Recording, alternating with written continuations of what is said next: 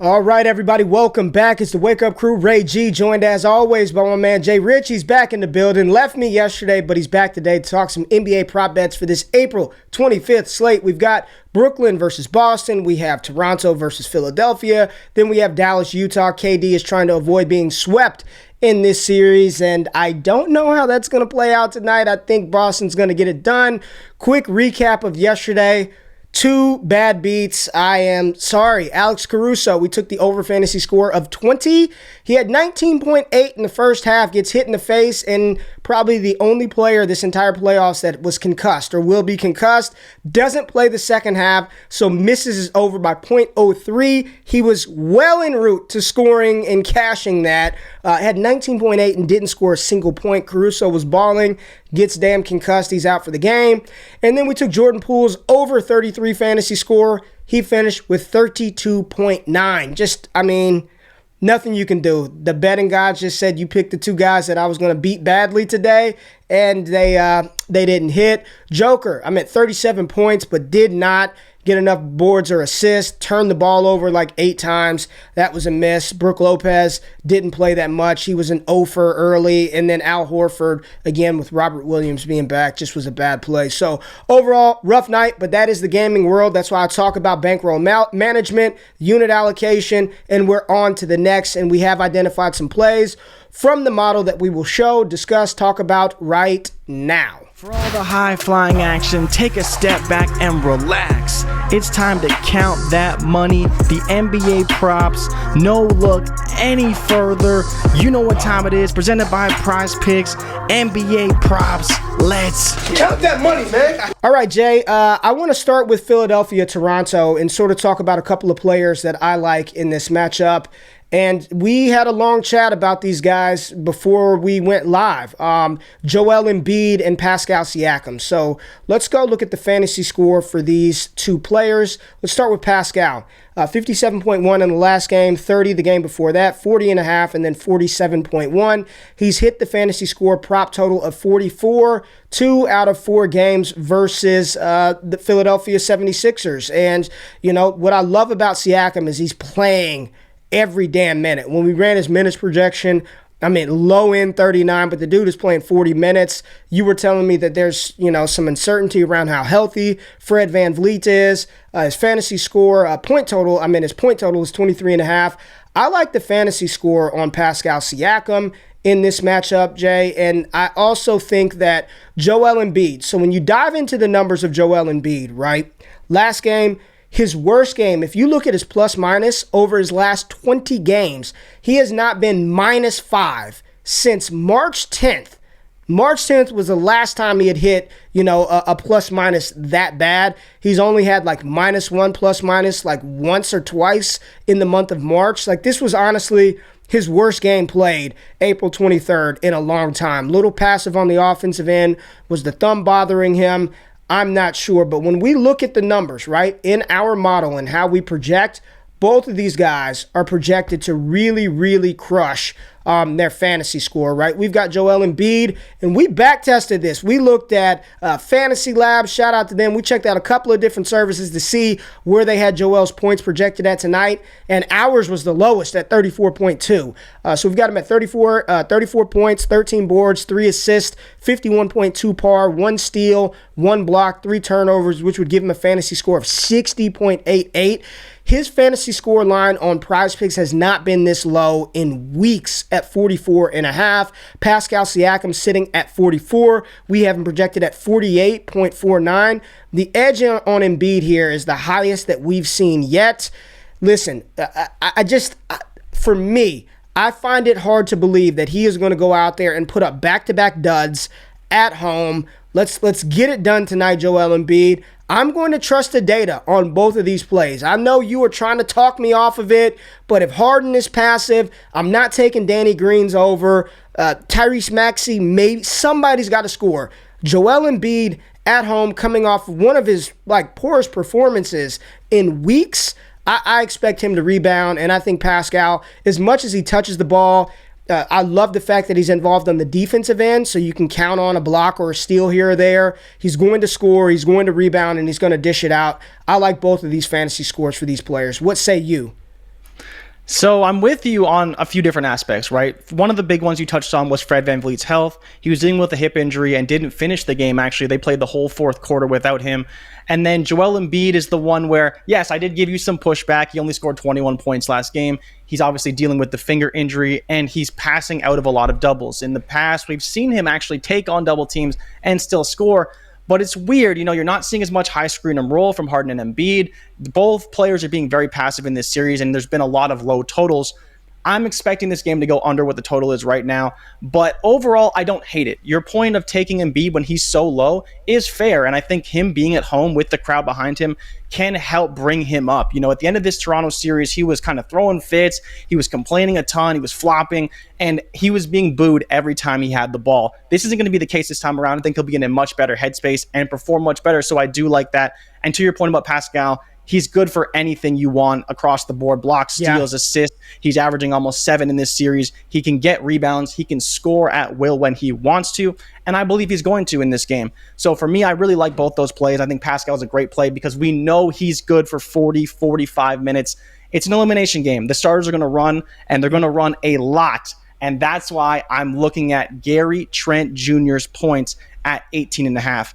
For people who aren't aware, Gary Trent had the flu in the first 2 games, but against Philadelphia, when he plays 35 minutes, he's averaging almost 24 points a game. He scored 24 points the last 2 games, and he's been deadly in the high screen and roll for Toronto. And again, if Fred VanVleet doesn't play, that's going to open up more perimeter shots for Gary Trent. And so for me, I think that these potential opportunities for both these players, Pascal Siakam and Gary Trent, are going to be funneling a lot of shots their direction in this game.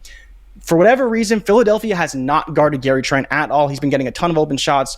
And so the way it stands right now, he's going to play 40 minutes this game. When he plays 40 minutes, he's 7 of 10 in his last 10 games, scoring 18.5. It's just too low for Gary. He should be good for 20. Yeah. He's probably going to go over on his threes. I really love this number for Trent. I'm not sure how you feel about it, but I think it's a great spot. And again, another player who's going to play a ton of minutes, and I'm sure you'd like his fantasy score.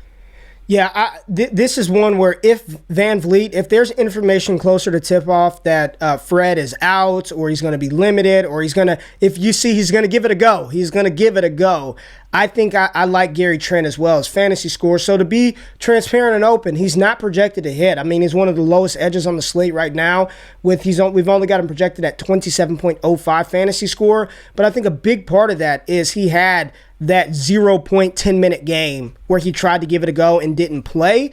If Fred is out or limited, I think Gary Trent, I think you're spot on with this one. 18.5 points, way too low for Gary Trent. He's at, 24 in back-to-back games? Yep. Yeah, I like it, man. And if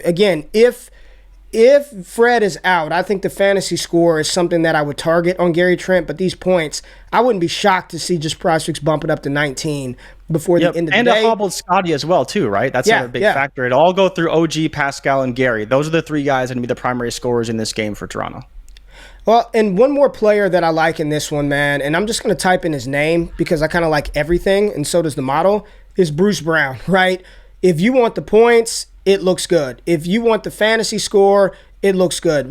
He's just doing so much, man. And, he's hit 37 and 35 in back-to-back games, 24.5 par. When we just pull up the data for Bruce Brown in our model, and you look at this right here, we've got him projected at 15.4 points, 6.7 rebounds, and 3.8 assists. And you see the green boys that got spit out over here, over on the points, over on the assist total, and then you look at the prop projection prop edge, 25% on that assist total right there for Bruce Brown.